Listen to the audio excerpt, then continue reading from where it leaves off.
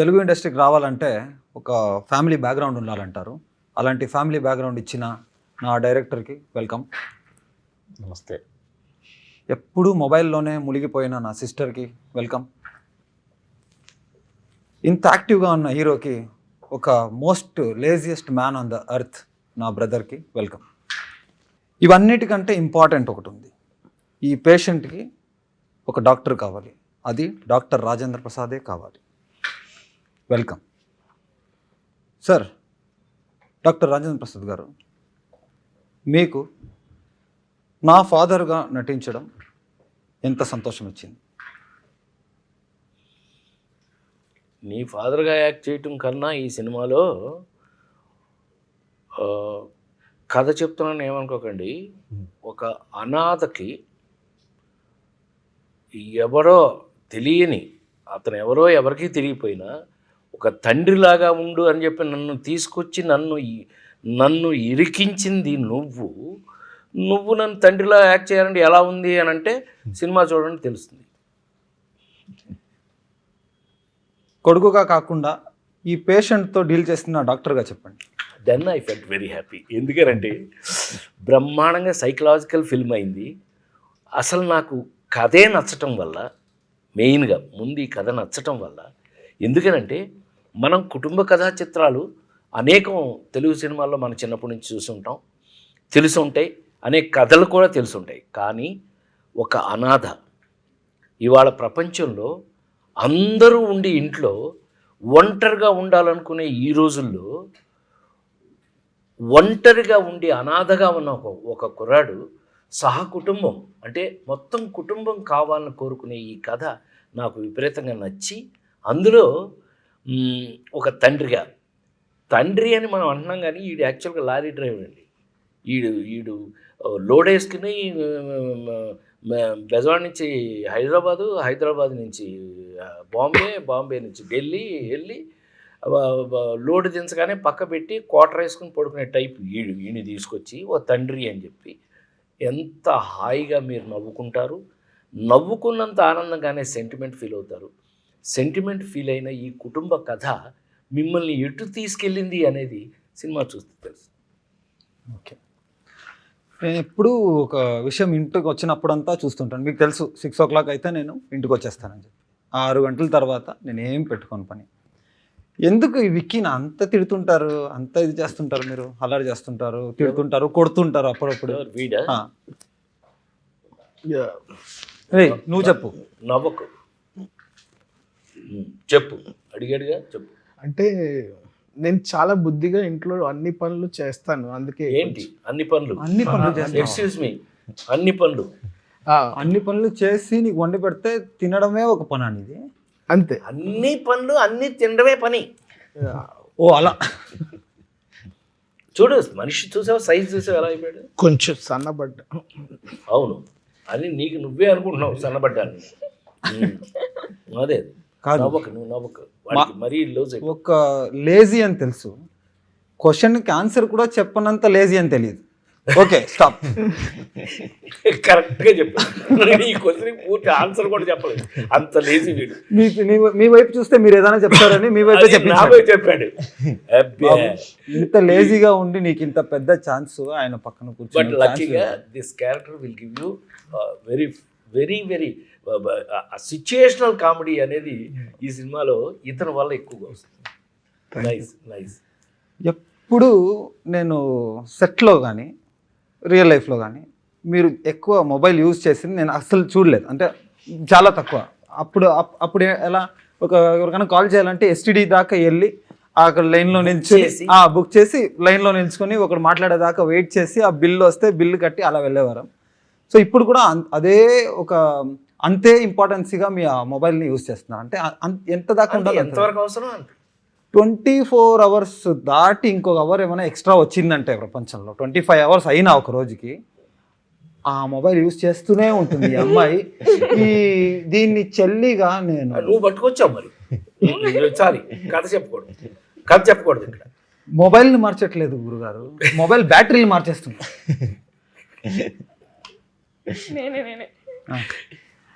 ఆ మొబైల్లో ఎవరితో మాట్లాడుతున్నావు, ఎవరికి మెసేజ్ చేస్తున్నావు, ఒక అన్నగా అడుగుతున్నాను, ఒక నాన్న ముందు, ఒక తమ్ముడు ముందు. పెద్ద ఎవరో ఒక్కడికి పర్టికులర్ అదేం లేదు, ప్రపంచం ఎవరు దొరికితాడికి అంత లేదు. నేను నా క్యారెక్టర్ బట్టి వీడియోస్ టిక్ టాక్స్ చేస్తూ ఉంటాను. టిక్ టాక్ బాగానే అయిపోయింది కదా, అది ఎలా ఇప్పుడు కూడా టిక్ టాక్ చేస్తాను. ఇన్స్టాగ్రామ్ లో కూడా కంటెంట్ ఉంటుంది, యూట్యూబ్ కంటెంట్ ఉంటుంది, ఫేస్బుక్ కంటెంట్ ఉంటుంది. మనకి సోషల్ మీడియా లేదా? మొబైల్ ఫోన్ దాన్ని తెలిసిన మనకు తెలుసు. నేను అదే చెప్తాను, నువ్వు నన్ను ఏమన్నా ఫోన్ ఫోన్ చూశాను. అవును, మోస్ట్ అప్డేటెడ్ ఫోన్ వచ్చి అది ఇంపార్టెంట్ అయితే మాట్లాడతాం, లేకపోతే నేను షూట్ చేసేటప్పుడు ఎప్పుడైనా నా చేతిలో ఫోన్ చూసాను. నేను నిజంగా నా చేతిలో ఫోన్ నువ్వు చూసావు ఎప్పుడైనా? నేను పెట్టుకోను. మీరు నా క్యారెక్టర్ అలానే రాశారు, నేను అదే అలానే నువ్వు క్యారెక్టర్ గురించి నిజంగా don't take it personal. నువ్వు వెంటనే personal తీసుకో. క్యారెక్టర్ లోనే ఉన్నాను. అయితే కూడా గురుగారు, అయితే కూడా ఈ అమ్మాయి ఇంత మోడర్న్ గా ఉన్నా కానీ ఇంటి నుంచి ఎప్పుడు బయటికి వెళ్ళడం, సారీ, ఇంటి నుంచి ఎప్పుడు బయటికి వెళ్ళదు కదా, అది ఒక మంచి విషయం కదా గురుగారు. వెళ్ళదు. ఎంత మొబైల్ యూజ్ అంటే చేసినా నువ్వు వెళ్ళని ఇవ్వలేదు. అది మీరు సినిమాలో చూస్తే తెలుస్తుందండి, ఎన్ని రకాలు, ఎన్ని ఫన్లు, ఎన్ని రకాల చేష్టలు మీకు తెలుస్తాయి. బట్ ఎనీవే నైస్, మంచి క్యారెక్టర్, సంథింగ్ స్పెషల్. కొత్త రకమైన చెల్లి. ఎలా అనిపించింది నాన్నకు డాక్టర్ గా యాక్ట్ చేయడం? అదే నాకు ఆయన డాక్టర్ గా యాడ్ చేయడం ఒక అదృష్టం. ఇలాంటి అదృష్టం ఎప్పుడు దొరకలేదు. అలాంటిది నేను ఆయన దగ్గర నుంచి చాలా చాలా నేర్చుకున్నాను, ఎవరితో ఎలా ఉండాలి. అండ్ బట్ ఒక్క విషయం మాత్రం నేర్చుకోలేదు కదా నువ్వు, ఏంటది? మొబైల్ యూజ్ చేయకూడదు ఎక్కువనే. క్యారెక్టర్ అలాంటిదండి, నేను చేసేసాను. నాకు ఎప్పుడు కంటెంట్ చేయాలి, కంటెంట్ చేయాలి, కంటెంట్ చేయాలి, అదే ఉంటది. ఎన్ని గొడవలు అవుతుంటాయి. ఇంట్లోనే ఉంటాను, ఇంట్లోనే బతుకుతాను, అందరం ఇంట్లోనే ఉంటాం, ఇంకేం చేయాలి ఇంట్లో? చెప్పు. ఎన్ని గొడవలైనా మీరు చెప్పాలి. ఇక్కడ కొట్లాడుకుని చచ్చిపోతున్నారు, ఈ అమ్మాయి దాంట్లో ఒక కంటెంట్ వెతుకుతుంది తప్ప దాన్ని వచ్చి ఒక సాల్వ్ చేద్దాము అదంతా ఏం లేదు. చిన్న పిల్ల కదా పాపం. ఓకే, ఇది రాశారు రాశారు రాశారు అని రాసేది కొంచెం చిరాకు గురుగారు. నాకు ఎన్నో ఎగ్జామ్లలో ఫెయిల్ అయ్యాను, రాయలేక ఫెయిల్ అయ్యాను. ఇక్కడ తెలిసినా ఇక్కడ రాసేటప్పుడు ఏదో ఒక ఆలస్యం, ఏదో ఒక నిద్ర వచ్చేస్తుంది. ఆ బుక్ చూస్తే అలాగే ఒక స్లీపింగ్ పిల్స్ టాబ్లెట్ తాగినలాగా ఒక ఫీల్. ఈ ఫ్యామిలీని అంతా ఇంత చక్కగా రాసి ఇంత అంటే నన్ను ఒక సైకోని ఇంట్రొడ్యూస్ చేసి, ఒక ఫ్యామిలీని ఇంట్రొడ్యూస్ చేసి, ఏమీ తెలియనట్టు కూర్చున్న ఒక స్వామి దగ్గర క్వశ్చన్, ఇదన్నీ చేసి ఇంత సైలెంట్ గా ఎలా ఉండగలరు, ఎలా ఉన్నారు అంటే అది మీ అందరినీ చూసి ఆ ఫన్ ఎంజాయ్ చేస్తూ ఇంకో మాట రావట్లేదు నోట్లో నుంచి, అలా చూస్తూ ఉండిపోవాలనిపిస్తుంది ఆ ఎంటర్టైన్మెంట్ అందరినీ చూస్తుంటే. అంటే ఒక అనాథగా ఎమోషన్సే గుర్తించలేని వాళ్ళకి ఇన్ని ఎమోషన్స్, ఒక్కరి సైడ్ నుంచి ఒక్కరి ఎమోషను, అది డిఫరెంట్ టైంలో డిఫరెంట్ ఎమోషన్స్, ఆ కన్ఫ్యూజను, ఆ ఎమోషన్స్, ఆ ఫన్ చూసి అలా చూస్తూ ఉండిపోవాలి తప్ప నోట్లో నుంచి మాట రావట్లేదు. గురువు నాకు అప్పుడప్పుడు అనిపిస్తుంది ఈయనేమో ఈయన క్యారెక్టరే నాకు రాశాడు. చెప్పలేదు, ఎందుకంటే వీళ్ళ గురువేమో సుకుమారు, నాతో నాన్నకు ప్రేమతో మీరంతా పనిచేశారు కదా, నాన్నకు ప్రేమతో దగ్గర నుంచి వాళ్ళ పుష్ప 1, పుష్ప 2 వరకు వీళ్ళంతా అక్కడ పనిచేసే వాళ్ళు. వీళ్ళందరూ they are very serious workers. అట్ట కనపడుతున్నాడు కానీ ఉప్పెన తీసాడు ఎవరైనా మీతో నీ బ్యాచ్మేట్ బుచ్చిబాబు, వీళ్ళంతా బ్యాచ్ అంతా సుకుమార్ బ్యాచ్. ఇది అక్కడ పనిచేసిన వాళ్ళు వీళ్ళందరూ. అందుకే ఇంత మంచి కథ రాసుకోగలిగాడని అనిపిస్తుంది నాకు. ఇప్పుడు ర్యాపిడ్ ఫైర్ రౌండ్, మీరు ఫైర్ చేయండి, నేను ఆన్సర్ చేస్తాను.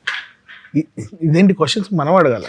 ర్యాపిడ్ ఫైర్ అదే కదా డిఫరెంట్. ఒక సైకో అంటే పైగా క్వశ్చన్ అడగమంటారు, ఫైర్ అంటున్నాడు. ఫైర్ నేను ఒక సైకోలాజికల్ క్యారెక్టర్ చేసినాడు, ఒక పిచ్చాడు, రివర్స్ గేమ్ ఆడుతున్నాడు. ఇక్కడ అదో అందరూ ఇక్కడ నుంచి క్వశ్చన్ విసిరితే నేను అక్కడి నుంచి ఎక్స్పెక్ట్ చేస్తున్నాను. అబ్బా, ఫస్ట్ ఏమైనా ఈ పేషెంట్ కి డాక్టర్ నుంచి ఒక ఏదో నిన్ను అక్కడ కూర్చోబెట్టారు కానీ నాయన నువ్వు కూడా ఆన్సర్ చేయవలసిన వాడివే. రేపు సినిమా చూసేటప్పుడు నువ్వే హీరో అనే విషయం మర్చిపోకు. అయినా నువ్వు ఉండండి గురుగారు, ఇంకొక నిజం చెప్పాలి. నేను సెట్లో ఒక లౌడ్ వాయిస్ వచ్చేది, హీరో గారు ఇంకో ఎవరిని అనేవారు అలా.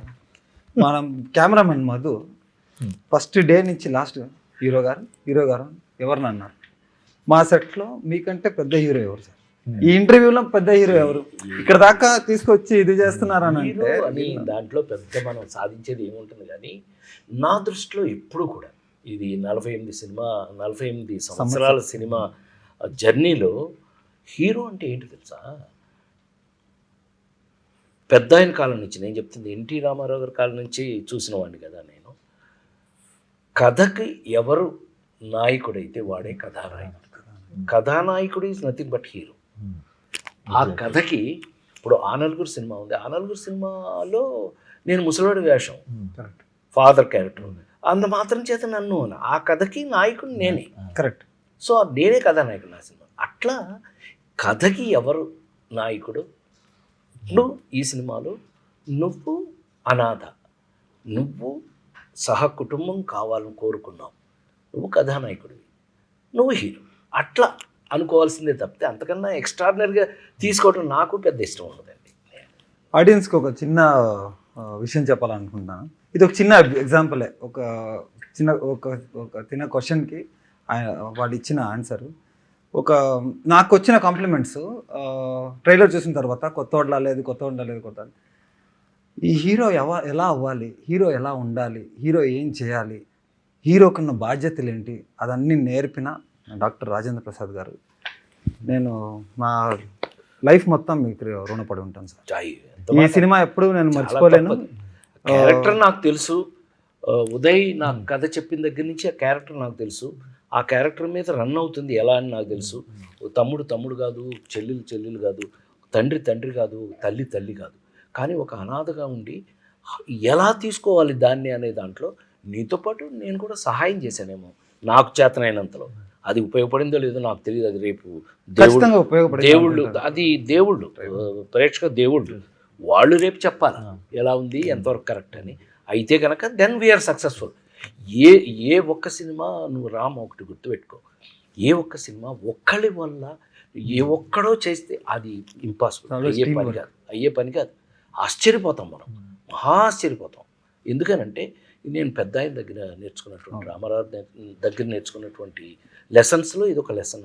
అయితే కనుక ఎవరి బాధ్యతను వాళ్ళు నెరవేర్తించితే తప్ప ఒక సినిమా సహకుటుంబంగా రాదు. మనకు అదృష్టం కథ దగ్గర నుంచి కూడా అన్ని రకాలుగాను అందరూ పార్టిసిపేట్ చేయబట్టి ఇవాళ ఈ షేప్లో ఉన్నాం మనం అనేది నా నమ్మకం. And I love to work like this till I die. Actually మన సినిమాలో ఒక సీన్ ఉంటుంది ఇలాగే, ఒక ఇంట్రడక్షన్. అది మీరు సినిమా చూస్తే తెలుస్తుంది. But very important, HNG cinemas Madev Goud గారు ఇంతంతా చేసి పెట్టిన దానికి మా అందరి తరపున, మా ఫ్యామిలీ తరపున, మా సహకుటుంబాన్ని తరపున, మీ సహకుటుంబాన్ని థ్యాంక్ యూ సో మచ్. మిమ్మల్ని గుర్తు చేసుకోవాలనుకున్నాను ఈ సందర్భంలో. నువ్వు అనాథవు కదా, నీకు ఇంత మంచి ఫ్యామిలీ కావాలి, మంచిగా చెడు నాకు తెలియదు కానీ ఇంత మంచి ఫ్యామిలీ కావాలని నువ్వు ఎందుకు కోరుకున్నావు? కథ రాసిన వాడిని అడగండి సార్, నన్ను అడుగుతావా? చిన్నప్పటి నుంచి నాకు ఒకటి ఉండేది, ఒక ఫ్యామిలీ బ్యాక్గ్రౌండ్ ఉంటే బాగుండేది కదా, మన సినిమా ఫ్యామిలీ బ్యాక్గ్రౌండ్ ఉంటే బాగుండేది కదా అని ఇలా వచ్చింది. బట్ ఈ సినిమాలో సినిమా చూసిన తర్వాత తెలుస్తుంది ఆడియన్స్ కి ఈ మాట ఎందుకు చెప్తాను. Happy nice to work. ఒక పబ్ లో మనది ఒక సీన్ ఉంటుంది. అప్పుడు మీకు చెప్పలేదు, ఆ పోస్ట్ ఇట్ ప్యాడ్స్ వస్తాయి కదా, రాసేసి అతికిస్తారు. నేను టేబుల్ ఇటుపక్క ఉన్నాను కదా, ఇటుపక్క ఫుల్ అతికించుకున్నాను. మిమ్మల్ని ఇలా చూడడం, అలా చూడడం, అని చెప్పడం, అలా చూడడం, అని చెప్పడం.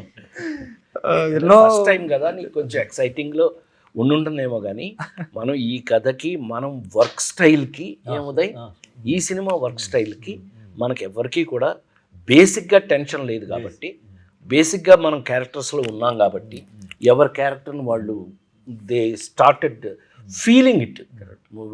ఈ పిల్ల అయితే క్యారెక్టర్ బయట నేను ఎప్పుడు చూడాలి, ఎప్పుడు క్యారెక్టర్ బయట ఎప్పుడు చూడాలి. మనాడు కూడా దొరికిందే ఛాన్స్ అని చెప్పి తినేశాడు, మొత్తం ఏది ఇస్తే అది శుభ్రంగా తినేశాడు అని అనుకుంటున్నాను నేను. లేదు లేవయ్యా నువ్వు చల్లేవయ్యా, అప్పుడు ఏమన్నా షూటింగ్ అప్పుడు సార్ నేను మళ్ళీ మీరు చూసే టైంకి కొంచెం సన్నబడతాను సార్ అన్నాడు. యాక్చువల్లీ ఇంటర్వల్ బ్లాక్ లో మీ ఇద్దరి వల్లే అది రివీల్ అయింది. ఇంటర్వల్ బ్లాక్ ఎంత బాగుంటుంది. నువ్వు ఆ రోజు టీవీ చూడుకుంటే నా ఫ్యామిలీ నాతో ఉండేది. సరే ఇప్పుడు ఎందుకు కొట్టుకుంటారు? ఆ కథ చేస్తాం, అయిపోయింది. ఇప్పుడు సరే ఎందుకని? ఇప్పుడు నేను ఒక క్వశ్చన్ అడుగుతా. సహకుటుంబ నాం కదా, నాన్న ఉన్నారు, చెల్లి ఉంది, తమ్ముడు ఉన్నారు, నీకు ఎవరు ఇష్టం? అమ్మ పెట్టాడండి ఫిట్టింగ్. మన ఫ్యామిలీలో మమ్మీని కూడా కలిపి చెప్పు. మన నలుగురిలో నీకు ఎవరు ఇష్టం? మమ్మీతో సహా. మమ్మీ ఇక్కడ లేదు, దుబాయ్ లో ఉంది, అయినా కూడా నీకు ఫ్యామిలీ మొత్తం కావాలి కదా, ఎవరు ఎక్కువ ఇష్టం చెప్పు, నిజం చెప్పు. అయిపోయాడు. ఇంకేముంది? No safe blank answers. Blank అయిపోయాడు. Gap, rapid fire, fast fast చెప్పాలి. ఫుల్ గ్యాప్, ఫుల్ గ్యాప్ అయిపోయింది. ఫుల్ ఫ్యామిలీ వద్దు నాకు. ఆ, నువ్వు అసలు క్యారెక్టర్నే రివర్స్ కొట్టా. ఒక్కరి పేరు చెప్పాలి టక్కని. అంతా చూడండి, కానీ భలే సహకుటుంబానం పెట్టిన తర్వాత ఎవరు ఎక్కువ కాదు, ఎవరు తక్కువ కాదు, అందరూ కావాలి అని అందరూ అనుకో. కావాలి, కొట్టు. అందరూ కావాలి. అందుకే అందుకే నువ్వు ఒక్కరిని మనం అడిగితే select చేసుకున్నాడు. నువ్వు ఒక్కరిని అడిగితే నాకు ఎవరు వద్దు, అందరూ కావాలంటే అందరూ రావాలి. ఆయ్, అందులో ఫస్ట్ చాలా అందులో ఫస్ట్ మన డాక్టర్ కావాలి, ఎందుకంటే నేను పేషెంట్. ఒక డాక్టర్ అట్లా అని కాదు, బాగా మంచి వర్క్ చేసాంగా మనం. Happy, very happy. మేము ఇంత సంతోషంగా ఎలా అయితే కుటుంబం కాకుండా కుటుంబం ఎలా అయిపోయామో, మీరు రేపు ఈ సినిమా చూసిన తర్వాత కూడా ఈ సినిమాలో మీరు కూడా ఒక మెంబర్ అయిపోతారని నేను గ్యారంటీ ఇస్తూ, తప్పకుండా సహకుటుంబానాం సినిమా థియేటర్లో చూడండి. నమస్కారం. Thank you sir, thank you.